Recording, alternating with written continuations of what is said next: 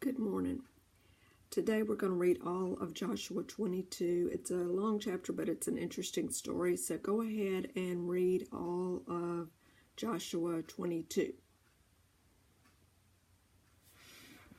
Okay, so the chapter starts out with Joshua saying, "Good job, guys. We're going to let these two tribes, the Reubenites, the Gadites, and the half-tribe of Manasseh, these guys who are staying to the east of the Jordan, we're going to let them go home. And you guys have done a great job. We bless you. We thank you. You've given us about 7 years of service. And yeah, you probably had some furloughs to go home, but you can go home for good now. And no more wars. You're done. Turn to the business of taking care of your country and your tribal areas." And this is what God has promised, and boom, here it is. So the only thing that you need to be worried about is that you keep the commandments of God. Don't worry about anything else, because you are God's people. So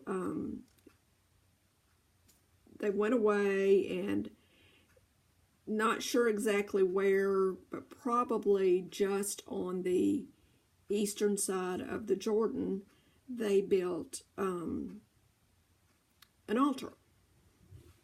Well, they built it apparently within seeing distance of the tribes west of the Jordan. So they all get here they are, they're just gone, and they built an altar to God. But we know that the altar to God is at Shiloh, because that's where the Ark of the Covenant is, and that's where we're supposed to give our sacrifices.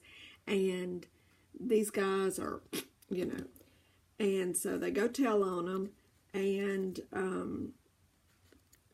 they almost go to war, but they decided to send Phineas, who is Eleazar, the high priest, and Eleazar must be getting pretty old by now, so they send Phineas to Reuben and Gad and the half-tribe of Manasseh, and they say, "Dogs, what are you doing? Have you lost your mind?" And was not the sin of Peor enough for us? So that goes back to Numbers 25. It's an interesting story. It's a short chapter if you want to go read it. Basically, the Israelites, in their journey, just went berserko and decided to take Moabite women, and God sent plagues, and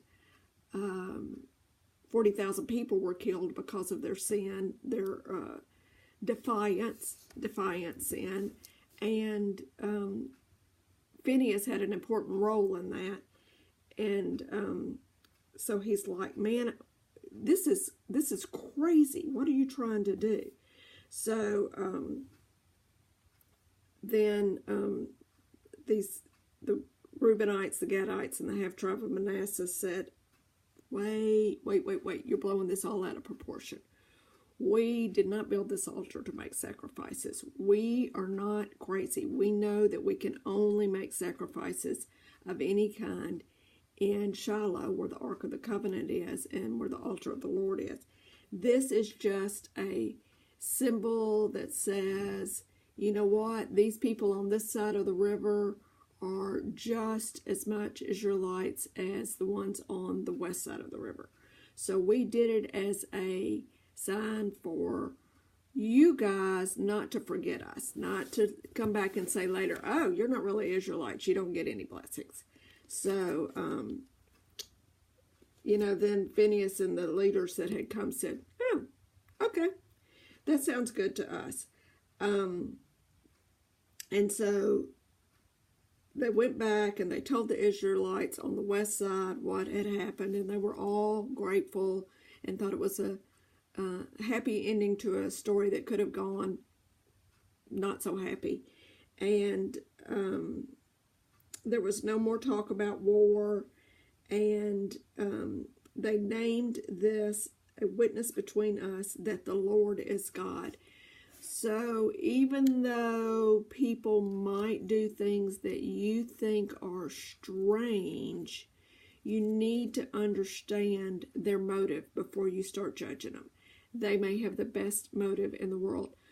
The lesson is, don't judge people until you get to know why they're acting the way they're acting, and understand their reasoning.